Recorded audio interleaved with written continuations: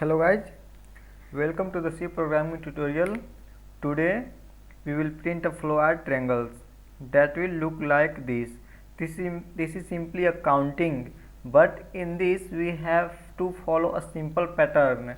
In each row we have to print only one, and in next row we have to increment that value, means number of items by one, but the counting will remain same as 1 2 3 4 5 6 and so on.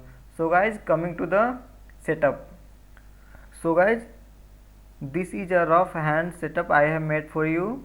That is, this is number of rows, and here in first row we will print 1, and second row we will continue from 1, that is 2 3, and in next row we will continue just after 3, that is 4 5 6 and so on. Here here is a simple logic. It's looking like a right angle triangle, that is, then we have to using a single for loop to change the line, and one for loop to print this counting, means total of we need only 2 for loop. So guys, coming to the programming, here I have included header files and void main, and I have to declare some integer, 2 ij for 2 loop, n for number of rows, and one more variable, and I will initialize here, and I will explain when it will come in use. CLR SCR and printf ask the user to number of rows, scanf f and %d comma address what n for I is equal to 1, and I should be smaller equal to n, and I plus plus, and one next for loop for printing counting number, j started from what I, and j should be smaller than equal to a. Here j should be 1 and j smaller than a, and j plus plus, and printf %d comma what will become, we have to print a, and here we will increment a. Here is the use of a. Close the loop. Sorry, first of all change the line and then close the loop. And why we used here a? Because first of all the value of a is 1, so here in first loop it will print 1, and as it increase to come to the next line, the value of a will incremented by 1, that will become 2.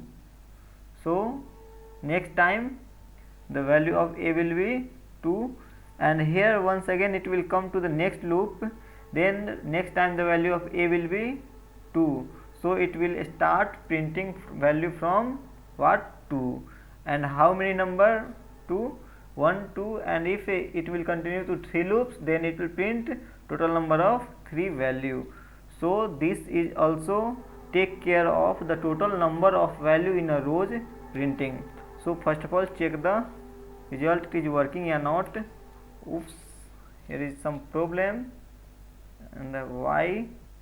So guys, that was a runtime error. I want to show you that in a runtime error we have problem with logic.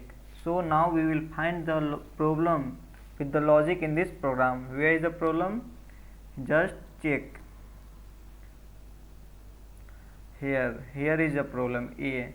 It will be not a. Here we have to print I, and previous we explained in a wrong way. That is, whenever I will increment the value of a, means it will be continue to the infinity, because every time the value of a here, if there I will use a, then every time the value of a will incremented, and it will continue up to infinity. So it will give us runtime error. So if I will use here I, now I will try to print here, see what, Yes, this is correct. 1 2 3 4 5 6 7 8 9 and 10. This is fluid triangle. And now we also can print another triangle. That is, if I will use here J, then what we will print and make it comment. Just see 4, that is 1 2 3 1 2 3 1 2 3 4. It's also type of triangle. Someone can also ask us to print this pattern and another than fluids pattern. So also we can print it in different manner. Suppose here I will use I, then it will print 1 1 2 2, suppose 5 1 1 2 2 3 3 3. Means just we have to take care of logic, and what we are printing here, that is I and J. The value for loop is the most important part of our programming. If we will understand the concept of for loop, then we can do a best programming. So guys, there are so many patterns that we have to print, and I think it would be fine if I will stop pattern printing here, because we have to use only logic, and logic is enough to print pattern, any pattern. And one that is pyramid pattern that I am leaving, and I will only explain how it will look and how what will be our approach to printing this pattern.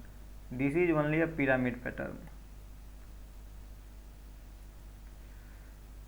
Look at carefully guys, here just cut in two part. We have printed this in previous lecture using the here this using logic space we have printed, and what we have to add to make it fully, that is we have to print this. Logic is very simple, just here we are decrementing the space, but here we are incrementing the space. See, as we are incrementing space in each row, we are incrementing the space. The logic will be very simple and will be same as the previous one, and we have to only implement this. So guys, thank you for the watching this video, and if you have any problem in pattern printing, then comment below and I will provide you the code.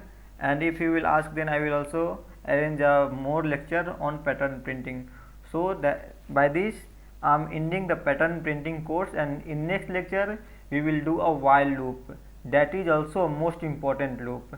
It is similar to for loop, but in many way we can use whenever we don't want to use for loop. And also we will continue on do while loop, and after that we will do some jump statement, break statement. There are so many statements, and all we will cover after that, logical operations and some different heterogeneous and homogeneous data types. So guys, thank you for watching this video, and don't forget to subscribe and share with your friends. Thank you guys.